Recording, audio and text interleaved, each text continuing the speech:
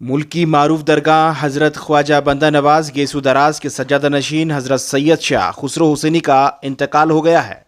کل شام ان کا انتقال ہوا ہے۔ سید خسرو حسینی کافی دنوں سے بیمار تھے۔ ایک بڑی شخصیت اس دنیا سے رخصت ہو گئی۔ خسرو حسینی ایک علمی و روحانی شخصیت تھے۔ تعلیمی میدان میں خسرو حسینی کا اہم رول رہا ہے۔ خسرو حسینی نے تعلیم کے فراہمی کے لیے ہر ممکن کوشش کی، مختلف ادارے بنائے، یونیورسٹی بنائی۔ بندہ نواز یونیورسٹی کرناٹک کی ایک خاص یونیورسٹی ہے جس میں مختلف مذہب کے بچے تعلیم حاصل کر رہے ہیں۔ خسرو حسینی ایک علمی شخصیت، اعلیٰ تعلیمی یافتہ، مختلف علوم پر عبور رکھنے والی شخصیت اس دنیا سے چلی گئی۔ آج بعد نماز مغرب ان کی تدفین سرکاری اعزاز کے ساتھ درگاہ کے احاطے میں ہی ہوگی۔ آج ملک بھر سے کئی اہم شخصیات گلبرگہ پہنچ کر خسرو حسینی کا آخری دیدار کرتے ہوئے نظر آ رہے ہیں۔